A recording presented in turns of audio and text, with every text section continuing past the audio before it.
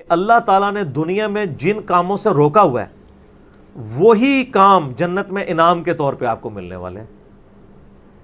ٹھیک ہے, جن جن چیزوں سے روک دیا ہوا ہے. تو سر وہ روکا اسی لیے ہے کہ تھوڑی دیر صبر کر لو, تمہاری انسٹنکٹ میں ان ساری چیزوں کی محبت میں نے ڈال دی ہے, لیکن اس کو پورا کرنے کا موقع یہ دنیا نہیں ہے, وہ آخرت ہے.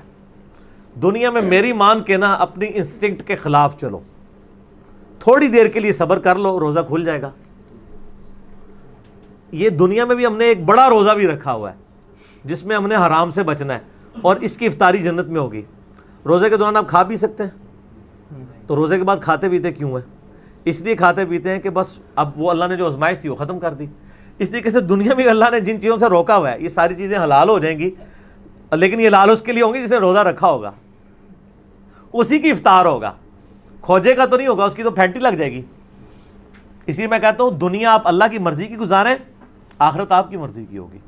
اور اگر دنیا آپ نے اپنی مرضی گزاری پھر آخرت آپ کی مرضی کی نہیں ہوگی, پھر ولیعوذ باللہ تعالی اللہ کی مرضی کی ہوگی, جو اللہ کے وعدے ہیں اپنے پیغمبروں کے ذریعے کہ جو میرے نافرمان ہیں میں انہیں عذاب دوں گا. اللہم اجرنا من النار, اللہم اجرنا من النار, اللہم اجرنا من النار. سورہ آل عمران میں بھی ہے نا, زُيِّنَ لِلنَّاسِ حُبُّ الشَّهَوَاتِ مِنَ النِّسَاءِ, اور اس کے بعد کافی چیزیں اللہ نے گنوائی ہیں کہ اللہ تعالیٰ نے مزین کر دیا ہے انسان کے لیے, یعنی دنیا کی جو اٹریکٹفل چیزیں ہیں ان میں سے عورتیں ہیں, مال ہیں, بیٹے ہیں, سونا چاندی کے یعنی ڈھیر ہیں, اور نشان زدہ گھوڑے ہیں, برانڈڈ کاریں ہیں آج کل کے دور میں. تو یہ ساری کی ساری چیزیں اللہ تعالیٰ نے ان کی محبت ڈال دی ہے, لیکن یہ محبت اللہ کو کراس نہ کر جائے, لمیٹڈ رہے. ان لمیٹڈ ہوگی جنت میں, جنت میں زندگی بھی ان لمیٹڈ ہے, نعمتیں بھی ان لمیٹڈ ہے. یہاں تو پابندی ہے آپ کے اوپر چیزوں کی, تو یہ اللہ نے اس لیے رکھی ہیں کہ آپ کو جنت کی قدر ہی تب آنی تھی کہ جب آپ کے دل میں ان چیزوں کی طرف رغبت پائی جاتی ہو. اگر آپ کو پیاس ہی نہ لگے تو ٹھنڈے پانی کی رغبت کیا ہوگی؟ پیاس کے بعد ہی قدر آئے گی نا. تو دنیا میں اللہ تعالیٰ نے یہ ساری چیزیں جو اٹریکٹفل تھیں وہ رکھیں, اس کے بعد اللہ نے آزمایا اس حد کو کراس نہیں کرنا, یہ حد کو کراس کرنے کا موقع تمہیں دوں گا اور ہمیشہ کے لیے دوں گا, بس تھوڑا سا روزہ رکھ لو, آخرت میں افطار کروا دوں گا. اور جب وہ افطار ہوگا تو پھر آپ جو مرضی کریں. قرآن پاک میں کئی جگہ ہے نا کہ جنت میں ہر وہ چیز ہے جو تم چاہو گے. صحیح بخاری مسلم میں حدیث ہے, جنت میں اللہ تعالیٰ فرماتا ہے میں نے اپنے بندوں کے لیے وہ نعمتیں تیار کر رکھی ہیں جو نہ کسی آنکھ نے دیکھی, نہ کسی کان نے سنی, نہ کسی کے دل پہ کھٹکا گزرا. پھر نبی علیہ السلام نے سورہ السجدہ کی آیت تلاوت کی کہ میں نے اپنے بندوں کے لیے ان کی آنکھوں کی ٹھنڈک نعمتیں جنت میں چھپا کے رکھی ہیں. میں اکثر کہتا ہوں کہ انسان کے پاس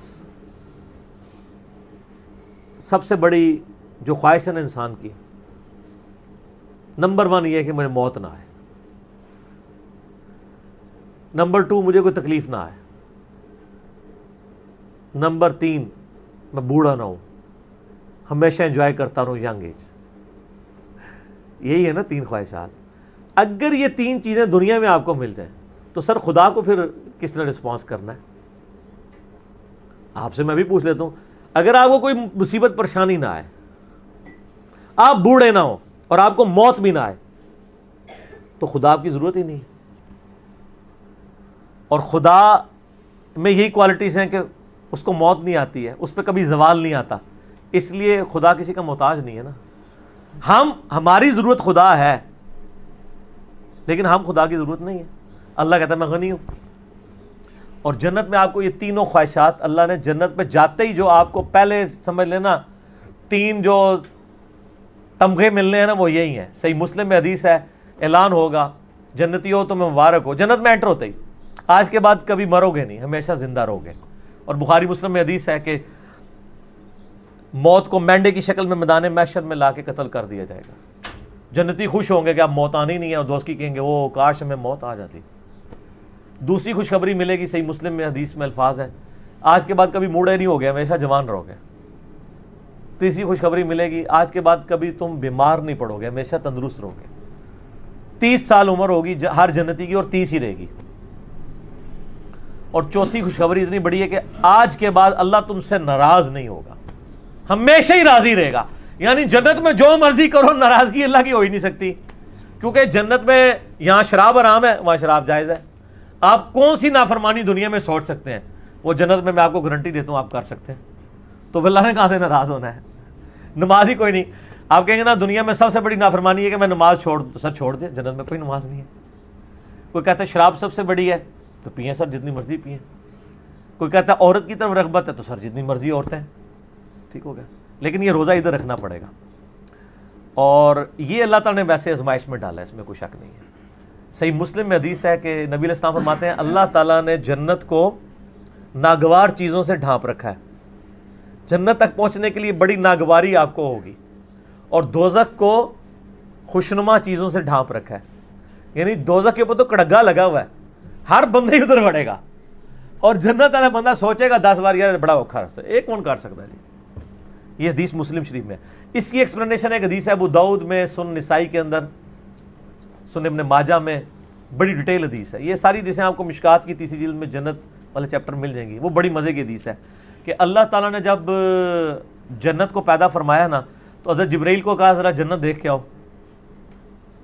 وہ آئے کہتے ہیں یا اللہ کیا بات ہے، مجھے تو نہیں لگتا کوئی بندہ سر دھڑ کی بازی نہ لگا دے جنت میں پہنچنے کے لیے.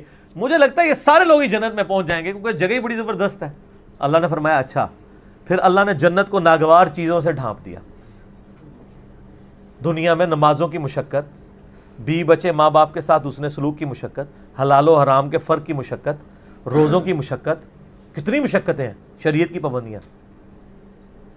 اللہ نے فرمایا اب جا کے ذرا جبرائیل دیکھو.